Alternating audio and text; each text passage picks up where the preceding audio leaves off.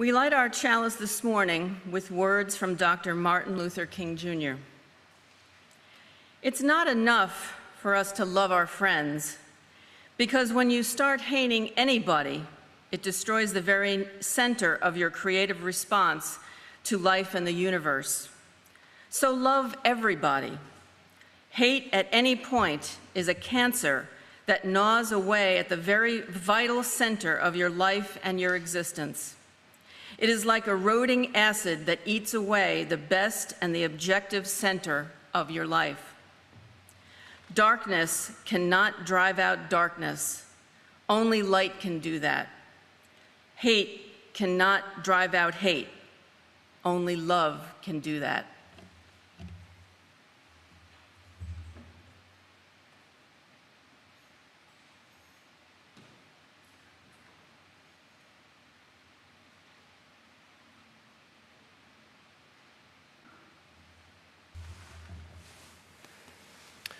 For spoken meditation, I invite you to hear an excerpt from a sermon the Reverend Dr. Martin Luther King Jr. delivered in 1957 titled, "Love Your Enemies." It was no easier then than it is now to wrestle with that difficult proposition. He said, "When the opportunity presents itself for you to defeat your enemy," he said, "that is the time that you must not do it. That is the meaning of love." In the final analysis, King said, love is not this sentimental something that we talk about.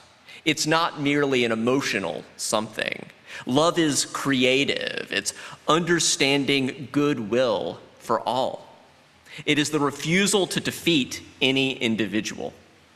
When you rise to the level of love, of its great beauty and power, you seek only to defeat evil systems, not evil people. Individuals who happen to be caught up in that system you love, but you seek to defeat the system. He said, I think the very first reason that we should love our enemies, and he said, I think this was for him at the very center of Jesus' teachings. It's this, that hate for hate only intensifies the existence of hate and evil in the world. If I hit you and you hit me and I hit you back and you hit me back and so on, it just goes on ad infinitum. It never ends. Somewhere, somebody must have a little sense, and that person's actually the strong person. The strong person is the one who can cut off the chain of hate, the chain of evil. And that is the tragedy of hate, that it doesn't cut it off. It only intensifies the existence of hate and evil in the universe. Somebody must have religion enough and morality enough to cut it off and inject within the very structure of the universe that strong and powerful element of love. There's another reason why you should love your enemies, and that is because hate distorts the personality of the hater. We usually think of what hate does for the individual hatred or the individuals hated or the groups hated, but it is even more tragic, it is even more ruinous and injurious to the individual who hates. You just begin hating someone and you begin to do irrational things as a result.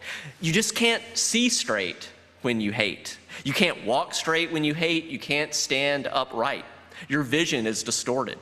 There is nothing more tragic than to see an individual whose heart is filled with hate. That person comes to the point that they are a pathological case. For the person who hates, you can stand up and see a person, and that person can be beautiful, but your hate makes you call them ugly. For the person who hates, the beautiful becomes ugly, the ugly becomes beautiful. For the person who hates, the good becomes bad, and the bad becomes good. For the person who hates, the true becomes false, and the false becomes true. That's what hate does. You can't see right. The symbol of objectivity is lost. Hate destroys the very structure of personality of the hater. In the minute of silence to follow, I invite you to open your heart and mind to how we might find ways to show love and respect for political opponents. Do you know that saying about like hate for someone can sometimes be like drinking poison yourself and hoping the other person dies? Like that's, what are we doing to ourselves and to our souls? How might we listen and acknowledge alternative opinions while also sharing our own and seeking for perhaps unanticipated common ground to emerge?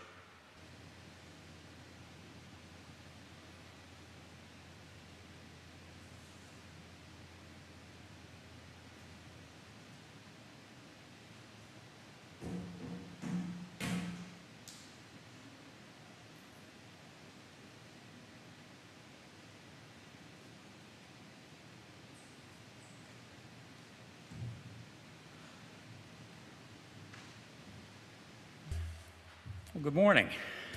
Good to see you all. I'm Steve Buckingham, a member of this congregation. Many of you know I'm a lifelong UU. In fact, I grew up at the Atlanta Unitarian Church when Reverend Dr. Martin Luther King Jr. was preaching at Ebenezer Baptist. I'm also a lifelong political and social activist, as well as a student of religious, political, and social history.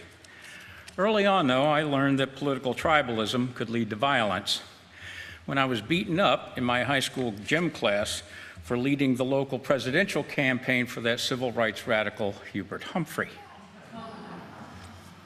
After graduating college with a degree in political science, I earned a living working in all three branches of government, beginning with the legislative, and judicial, and executive branches. And I was also active in political campaigns and advocated before federal, state, and local government. Thanks for the percussionist. After passing the Maryland bar, I created my own legal and government relations practice and was able to prove to myself that I could be a successful state lobbyist for nonprofits without compromising my ethics or my deeply held UU values. I was especially proud to have been the paid lobbyist for free state justice when we got the anti-discrimination law for LGBTQ people passed in 2001. At the time, I was told that was a career killer working for free state justice.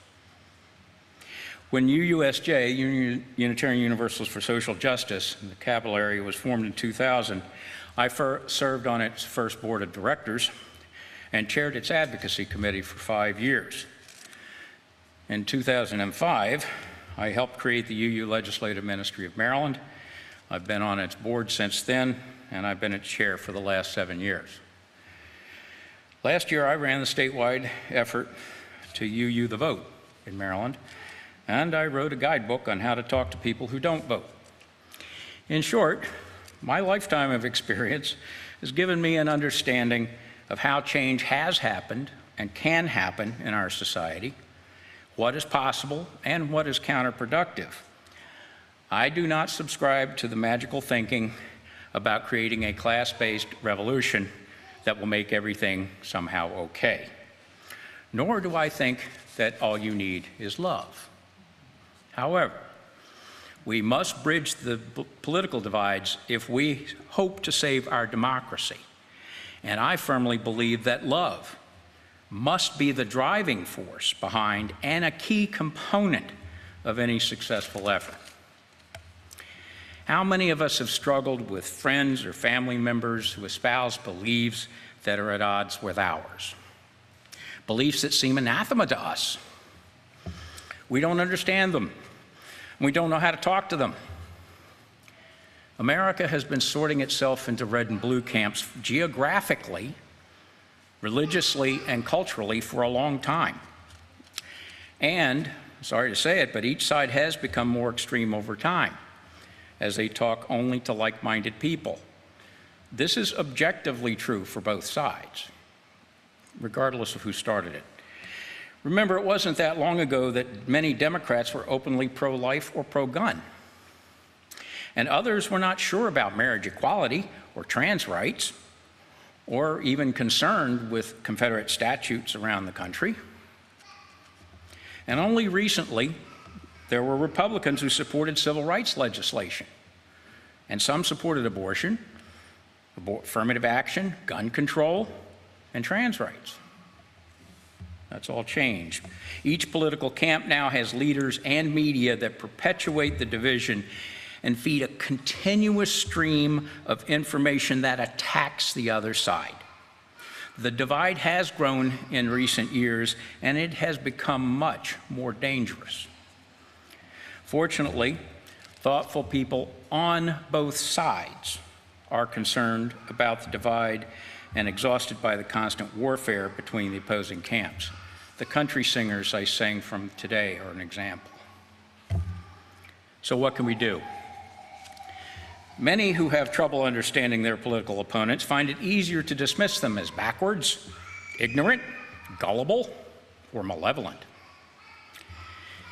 It's not uncommon, even in UU circles, to denigrate our political opponents, treat them with contempt, call them crazy, stupid, or deplorable. Doesn't help. Not only unhelpful in swaying the persuadables and getting progressive policies passed, it harms both them and us. Dr. King spoke eloquently about how contempt breeds hatred, triggers hatred in others, and destroys those who act from hate and contempt. In particular, we need to stop reflexively accusing others of racism and sexism. We need to recognize that others may not be as informed or aware as we are of America's history of oppression, and stop ascribing evil intent to actions or statements that are often more ignorant than intentional. A statement or action does not need malicious intent to harm another. Let me be clear about that. But lack of intent should make a difference in how we handle it. Raising awareness of actions that offend or harm others is different from attacking someone as a racist, and it can be counterproductive. When we do this to our own potential allies, and I've seen this happen, it insists on a level of purity that is unattainable, even by ourselves. As Carl says, we're saved from perfection. But it insists on a level of purity that we can't even attain, and it looks like we're more interested in showing how right and how woke we are at the expense of well-meaning people who make a mistake. Even worse, when it's done to political opponents, it triggers anger, resentment, and even hatred, and prevents any real discussion of issues. Another mistake we make is failing to listen or even attempt to understand opponents' situations and grievances. A liberal upper middle class person may have strong feelings about certain media and politicians, but be oblivious to how recent history has affected many working class people who have watched those media and supported those candidates. The 2008 recession, forget about that, don't we? It created historic levels of home loss, job loss, and undermined the common belief that every succeeding generation would have it better than those before. Minorities might be used to struggling with political and economic systems that put them at a disadvantage, but many whites had never experienced that threat of significant economic loss or the need to overcome hardship. And studies have shown that people who lose something, whether it be money, home, job, privilege, or dignity, often feel it, or always feel it, more acutely than if they never had those things at all. And the threat of loss can be traumatic. Evidence of the impact can be found in the huge spike in both drug addiction and suicide among white males, and a corresponding average drop in lifespan for the first time. Cultural changes have also been occurring rapidly, pushed a lot of times by progressives. Participation in organized religion has been dropping, while the traditional roles they taught and values regarding sex, sexual education, sex orientation, and gender identity have continued to evolve in the public culture. There's also been a growing awareness, especially since last year, of the systemic racism in the national culture, revealing very uncomfortable truths. But when beliefs and institutions that help define a person's social circles and their identity are falling away or changing, they can easily think that their way of life is threatened. While loss of white privilege is certainly a part of this, it's not the whole story. And we do people a disservice if we make no attempt to listen to their personal experiences. There is a culture war because the culture is changing. And many feel adrift without the long-standing institutional anchors that kept them moored. The alternative is to reach out to political opponents, reduce their fear, and engage in constructive dialogue. We must cross the divide and begin the healing. The fact is that those who are trying to undermine our democracy rely on the blind following of millions to support their actions. If we can undermine this support in the larger community, we can deny extremists the power they seek. That's my premise. Understanding some of the reasons for opponents' beliefs is a start in making peace with them. But we also have to know how to talk to them. It may seem a daunting task to engage with political opponents, but there are ways to do it that are actually relatively easy to follow. Dr. John Gottman, a famous social psychologist, set forth 4 rules to heal relationships. This was usually couples, but focus on other people's distress and focus on it empathetically. When others are upset about politics, listen to them respectfully. Try to understand their point of view before offering your own. Never listen only to rebut. 2, in your interactions with others, particularly in areas of disagreement, adopt the 5-to-1 rule. Make sure you offer 5 positive comments for every criticism. 3, no contempt is ever justified, even if in the heat of the moment you think someone deserves it. It is unjustified more often than you know. It is always bad for you, and it will never convince anyone that she is wrong. 4, go where people disagree with you and learn from them. Get outside our bubble. That means making new friends and seeking opinions you know you don't agree with. How to act when you get there? See rules 1-3. I would also add to Dr. Gottman that we need to avoid saying anything that will trigger defensiveness, fear, or anger. Stay away from terminology that could feel threatening to your opponent. Slogans like defund the police and abolish prisons may thrill progressives, but their direct and literal meaning scares many people,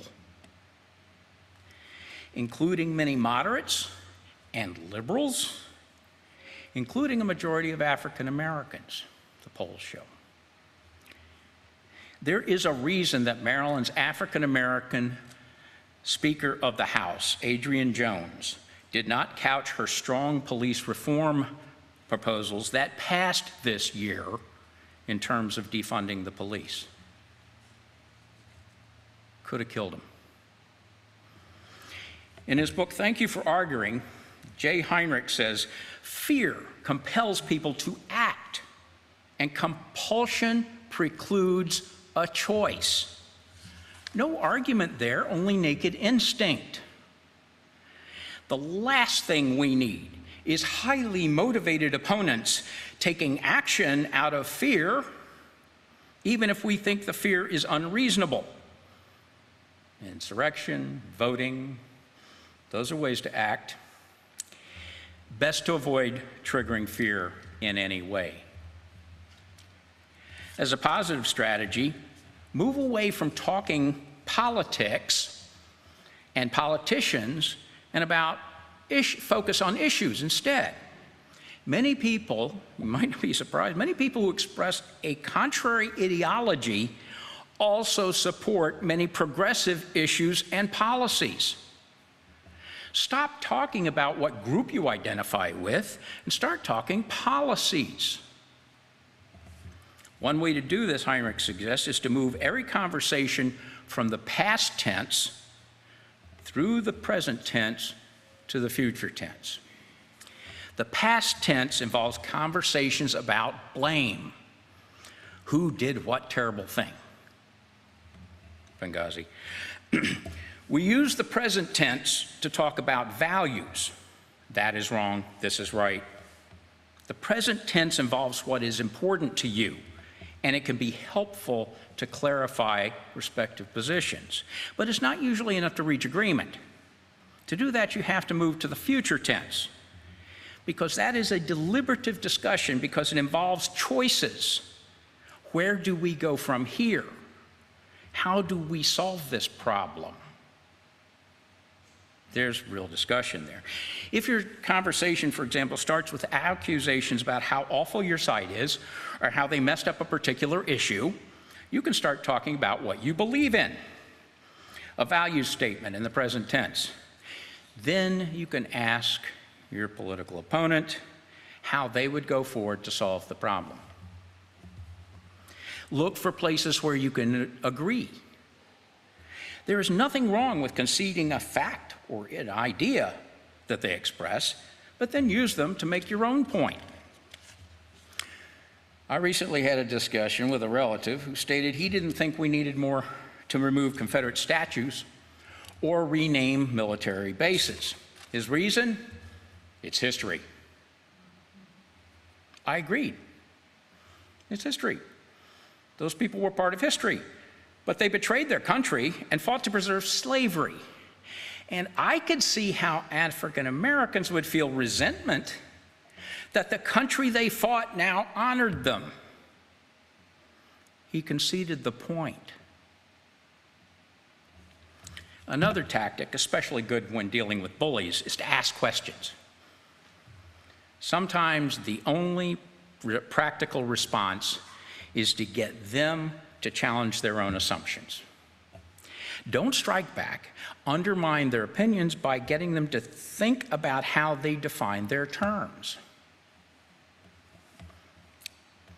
To ask these questions effectively, though, you need to make your opponent believe that you are being open-hearted and respectful.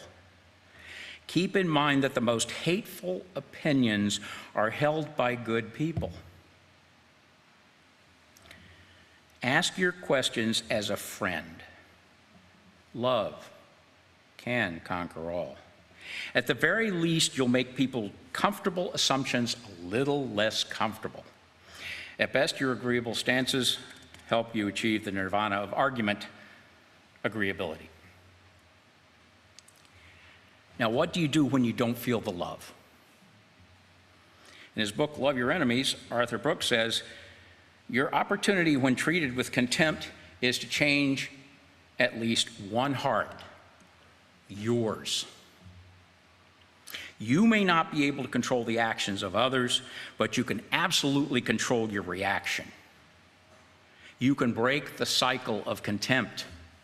You have the power to do that. How? Fake it. Act as if you felt loving. Ironically, studies have shown that it is what we do that most often determines how we feel, not the other way around. I'll repeat that. It is what we do that most often determines how we feel, not the other way around. In his best-selling classic, The 7 Habits of Highly Effective People, Stephen Covey said, "Love is a verb.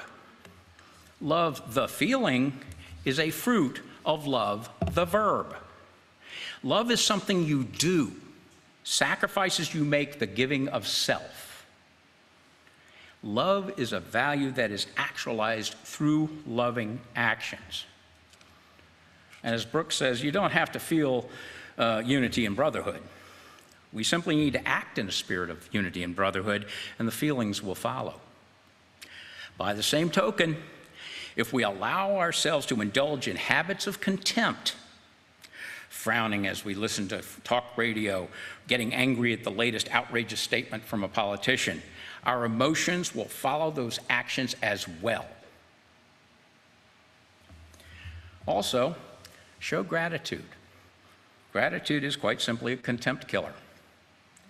You cannot have contempt for someone to whom you are grateful. So be thankful for any meaningful dialogue and demonstrate respect and concern. Contrary to common belief, familiarity breeds compassion, not contempt. Familiarity breeds compassion, not contempt. I can tell you that this works since I've done it successfully, even with family members. There are also several groups that sponsor opportunities for opposing signs to have meaningful dialogue. America Talks held a National Week of Conversation in June, and some of the members of our congregation participated. Raise your hand. You did, right? Okay. There's also the Listen First Project. Sound familiar? The Civic Health Project, and Common Ally, whose slogan, by the way, is "Screw politics, this is about issues."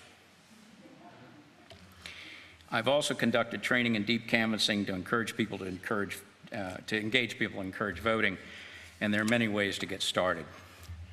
The point is, if we want to overcome the barriers that separate us from political opponents, we must engage them. To bridge the great divide, we can and must stop saying and doing things that trigger anger and fear in others, and instead actively listen to their stories, ask questions to learn, not to rebut, talk about issues in the future tense, and show them the same respect, gratitude, and love that we show our allies and friends. Think what that could do for those contentious family conversations.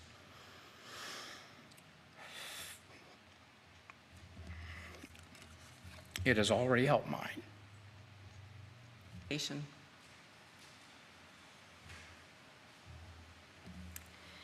We extinguish our chalice this morning with the words of Dr. Martin Luther King from his 1959 sermon on Gandhi. The way of acquiescence leads to moral and spiritual suicide. The way of violence leads to bitterness in the survivors and brutality in the destroyers. But the way of nonviolence leads to redemption and the creation of the beloved community.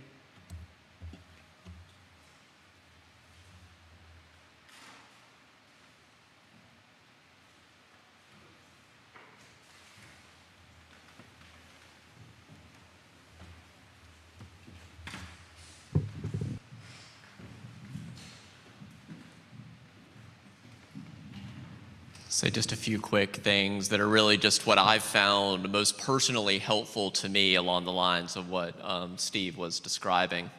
The first of the three is, do y'all know the acronym HALT? Are you hungry, angry, lonely, or tired? Or similarly, do you know the acronym WAIT? Why am I talking?